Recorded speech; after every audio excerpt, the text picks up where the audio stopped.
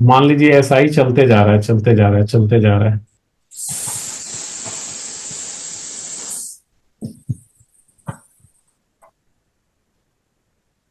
ऐसा ही पैटर्न चलते जा रहा है।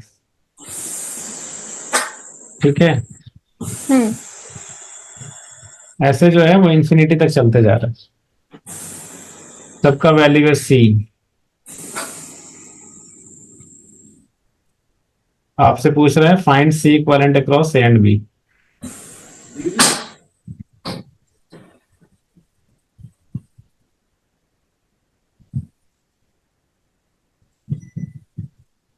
ठीक है।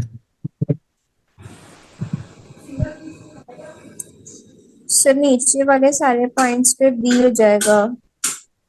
हाँ, नीचे वाले तो सारे पॉइंट्स का है बी। You are right. ऊपर डिफरेंट डिफरेंट हो जाएंगे। ऊपर डिफरेंट डिफरेंट हो जाएंगे। तो इसके क्वेश्चंस जो है वो कैसे बनाते हैं, जैसे ये देखो, पहले आप देखो कि किस पैटर्न का रिपीटिशन हो रहा है, कौन सा चीज है जो कि बार बार रिपीट हो रहा है। ये वाला जो पैटर्न है, क्या यही बार बार रिपीट हो रहा है? Yes sir. बोलिए। सेम ही चीज रिपीट हो रहा है ना बार बार। Yes sir. हाँ, और ऐसे इन्फिनिटी तक ये रिपीट हो रहा है, इन्फिनिटी तक से चलता गया है। हम्म। अब जैसे शादी विवाह में या फिर फेस्टिवल के टाइम पे जैसे लाइट लगा होता है ना, कि सेम पैटर्न रिपीट हो रहा है बहुत दूर दूर तक। आप मेला घूमने गए और आपने देखा कि एक ही तरीके का लाइट एकदम ऐसे लगातार लगा हुआ है। तो एक बात बताओ, अगर सेम ही चीज का पैटर्न रिपीट हो रहा है इनफाइनाइट तक, तो उसमें से हम एक वैसा चीज जिसका रिपीटिशन हो रहा है बार बार, वो एक हटा लें या फिर एक एक्स्ट्रा ऐड कर दें, तो उससे कोई खास फर्क नहीं नहीं पड़ेगा। पड़ता। आई बात समझ में? Yes sir. अच्छा, तो हम लोग क्या करेंगे ना, कि हम लोग बोलेंगे कि भाई एक पैटर्न इसमें से हटा ही लेते हैं, एक पैटर्न हटा ही लेते हैं, चुरा ही लेते हैं, तो क्या पता चलेगा किसी को। ऐसा तो रिपीटिशन जो है वो बहुत हो रहा है। तो मान लो ये पॉइंट है एम, और ये पॉइंट तो वैसे बी ही है, ये पॉइंट बी ही है। तो मैंने ये कहा कि भाई ये एक पैटर्न हटा लो यहां से। क्या करो? हटा लो। हाँ, ये एक पैटर्न हटा लो। तो ये बताइए, ये एक पैटर्न हटा लेंगे तो जो सर्किट बच जाएगा वो एम और बी के आगे का सर्किट बच जाएगा। हम्म। तो एक सेकंड, तो ये एक पैटर्न देखो हटा लेता हूं। ये देखो, एक सेकंड, ये एक पैटर्न हटा लिया, ये एक पैटर्न हटा लिया। क्या बच गया एक पैटर्न हटाने के बाद, कौन से पॉइंट्स रहे? एम और बी। Yes sir. तो एम और बी के क्रॉस भी सी इक्विवेलेंट उतना ही आना चाहिए, बिकॉज एम और बी के बाद भी तो सेम ही चीज है ना, आगे इंफिनिटी तक वैसे ही चलता गया है ना। हम्म। इस फिगर में और इस फिगर में किस चीज का डिफरेंस है? इतना ही का डिफरेंस तो है कि इसमें एक ये वाला पैटर्न एक ज्यादा था, इसमें वो यस। एक नहीं है। इतना ही का डिफरेंस है इन दोनों फिगर्स में। हम्म। एक पैटर्न हटाने से तो कोई खास फर्क। नहीं नहीं पड़ेगा। इसका मतलब ए बी के क्रॉस, इस फिगर में जो ए बी के क्रॉस सी इक्विवेलेंट आया था, इस फिगर में एम बी के क्रॉस सी इक्विवेलेंट वही रहेगा। हम्म। आई बात समझ में? जी सर। अच्छा, ये जो सी इक्विवेलेंट है उसको कुछ नाम दे दो, लेट अस से सी डैश और एनीथिंग, कुछ नाम दे देते हैं सी डैश। तो हम क्या बोलेंगे सर अगर, हाँ। ऐसे ये सारे पॉइंट्स पे फिर यही चीज अप्लाई हो जाएगी कि सब एक दूसरे से इक्वल है। इक्विवेलेंट है, इक्विवेलेंट मतलब यहां से अगर एक और पैटर्न हटा दें तो भी कोई खास नहीं फर्क पड़ना चाहिए। हाँ मतलब वही पूछ रही हूँ, सब पे पॉइंट्स पे फिर सेम हो जाएगा। नहीं, वैसे सब पे सेम हो जाएगा वो बात नहीं बोल रहे हैं। मैं बस ये बोल रहा हूँ कि ए बी के क्रॉस जितना सी इक्विवेलेंट होगा, एम बी के क्रॉस भी उतना ही सी इक्विवेलेंट होगा। इस बात से आप एग्री करते हैं कि नहीं? हम्म। अच्छा, ये जितना होगा उसको सी डैश नाम दे दिया। ठीक है। Yes, अब sir.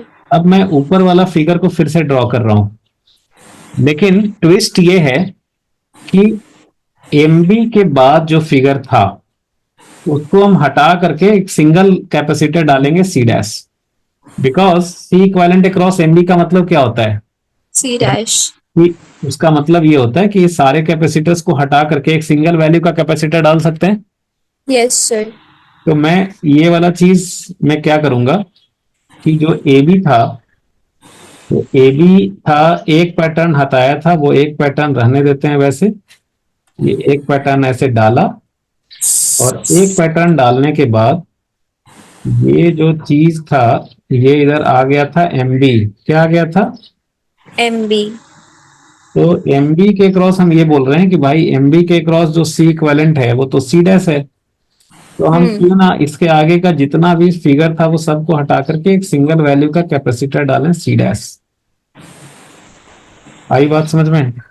Yes, sir. बोलिए, बात समझ में आई? थोड़ी थोड़ी. तो इस फिगर से, अब इस फिगर में हम लोग क्या बोल सकते हैं कि ये सी और सी डैश पैरेलल में है, हाँ है. तो सी और सी डैश का पैरेलल कितना हो जाएगा, C plus C dash, C dash. और ये जो है वो सी के साथ सीरीज में हो जाएगा, इस Yes, वाले sir. के साथ सीरीज में हो जाएगा। Yes, sir. तो मैं इसको फिर से एक और बना ही देता हूं ऐसे, ये यहाँ पे हो गया सी प्लस सी डैश है ना, ये हो गया सी, ये हो गया सी प्लस सी डैश, और ये हो गया ए बी। तो यहाँ पे मैं बोल सकता हूँ कि C equivalent across A B, this is C into C C plus C dash by divided by C plus C dash. C dash, ये C equivalent across A B आया, Yes, sir. ये यहाँ तक क्लियर है। Hmm. लेकिन first वाले relation में A B के क्रॉस जो सी इक्विवेलेंट था वो भी तो सी डैश ही था, Yes, sir. तो हम लोग इसके बाद ये लिखेंगे कि बट फ्रॉम इक्वेशन वन जो ए बी के क्रॉस सी इक्विवेलेंट था वो तो सी डैश ही था, तो हम लोग सी ए बी के जगह पे क्या रख देंगे, सी डैश ही रख देंगे, C dash. इक्वल टू क्या हो जाएगा, C C plus C dash divided by C plus C dash, हो जाएगा therefore C dash is equal to C C square plus C C dash by two 2C. C dash. C dash.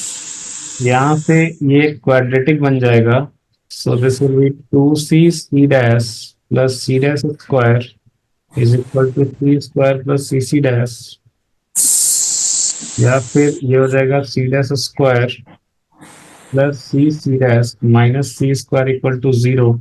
ये C dash में quadratic बन गया, इसको solve करेंगे तो ये हो जाएगा minus B plus minus under root B square minus four C by two A, ये हो जाएगा C dash is minus C plus minus under root, ये हो जाएगा five C square by two, so therefore c dash is either minus c minus root 5c by 2 or c dash is minus c plus root 5c by 2।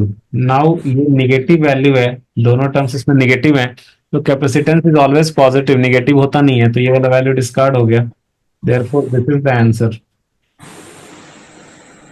तो C dash की value कितनी आ गई, Root 5.